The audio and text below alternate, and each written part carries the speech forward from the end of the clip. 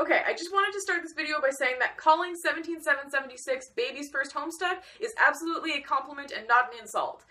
Just wanted to clear that up first. So, hi guys! I know that 17776 came out in like July 2017 and it's currently November 2017, so I kind of like am 5 months late to make a topical and relevant video about 17776. But if you haven't checked out 17776 yet, I really think you should because it's super cool. So this is going to be a video about why you should read 17776. So if you don't know what it is, it's a webcomic, kind of, like a weird multimedia thing created by John Boas, I think that's how you pronounce his name, and published on SB Nation, which is like a sports website. 17776, which could also be called 17,776. It's like a year far in the future, the year 17,776. It's also called What Football Will Look Like in the Future. You don't have to know anything about football or care about football in any way to appreciate it. I know nothing about football. I don't really care about football. I'm not a football fan, but I loved this comic. I call it a comic, but it's not really a comic. It's like a weird article. There's like images and text. It's a bit like, if you have read Homestuck, the chat logs in Homestuck, a lot of the story is almost in that form, but then there's also images and videos. It's just like a weird multimedia thing. But it is very reminiscent of Homestuck, and that is why I called it Baby's First Homestuck. Because it is so reminiscent of Homestuck, which is interesting because I read an interview with the guy who made 17776, and he said in the interview that people have compared 17776 to Homestuck, but he's like never read Homestuck. He like knows of Homestuck, but he's not like a Homestuck fan or anything, so it wasn't in any way based on Homestuck, which is so weird because when I was reading it, it felt like such a love letter to Homestuck. And clearly it's not, and I'm not saying that he copied Homestuck or anything like that because it's a completely different story, but just the way it combines multimedia and the way the characters talk and the chatting, it just felt like it was very Homestuck-esque. But in a good way. It took a lot of the things I really loved about Homestuck, the tone and the weird sort of like space imagery and all of that, and told it in a very concise way. So that's also why it's Baby's First Homestuck, because it's a tiny Homestuck. It's very short. You can probably read the whole thing in like an hour or two maybe, whereas Homestuck is like days and days and days. Like it's thousands of pages, and this is like 20 chapters maybe, and each chapter is like a page. Like it's a bit longer than a Homestuck page, but it's like it's not that long. It's very reasonably length. Like you could just sit down and read it in one day, and it wouldn't be like this lifelong commitment, which Homestuck is. So like if you think Homestuck sounds interesting and you haven't read Homestuck, and you want like that kind of feel, but you don't want to commit to thousands of pages, check out 17776 because it's a very reasonable length, but it's got a lot of the same, I don't know, it just feels similar to Homestuck in a very good way. So that's one reason why I think people should check it out, because I think Homestuck is so fun to read, so interesting, and so influential on like modern ways of telling stories, and I think this is similar in that way. I think it really takes what the internet can do to tell stories and really embraces it. And if you haven't noticed yet, I'm not talking very much about the plot, like what 17776 is about, and I don't really want to, because a big part of where it's cool is you have no idea what's happening when it starts. And then you start to learn about this super surreal concept far in the future, so it's very far future. And another reason why it's so cool is because it's a very interesting combination of dystopia and utopia. Like, I think a lot of far future stories at the moment are very pessimistic and very dystopian, which is totally reasonable considering how much bad stuff is happening in the world right now. We don't have a very positive view of the future. But this is like simultaneously dystopian and utopian. It's a lot more optimistic than most dystopian stories, but it's definitely not like everything is perfect.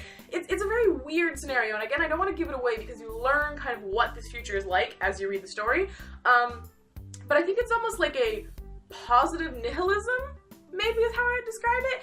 It's a little hard to describe, but I think it's a very, very interesting, relevant look at the future that isn't completely like everything's gonna be bad, but is like there's bad things can be good and good things can be bad. I don't know. Again, I really don't want to give away like what the future is, but I think if you are tired of completely pessimistic dystopian stories, this is not that. It is completely different from most pessimistic dystopias, but it is also not some kind of like saccharine utopia that you're like, that would never happen. Well, I mean, it's quite sci-fi. But anyways, you'll see what I mean if you read it, but if you think that most stories about the future right now are not really what you want to be reading, this is a totally different take on the future. So that is super appealing to me. Another thing is it's really funny. It's so funny, which is another reason why it's like Homestuck, obviously because Homestuck's funny, but just the characters are so humorous. It's simultaneously a very interesting look at human nature and the future and everything, while also just being really funny. And the concept is so surreal.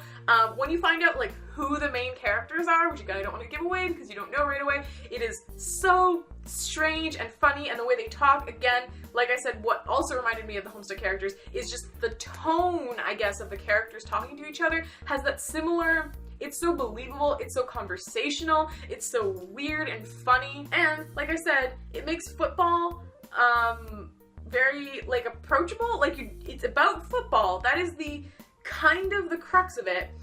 But you don't have to know football. It's also America is the crux of it. It's American football, and I am not American when I don't care about football.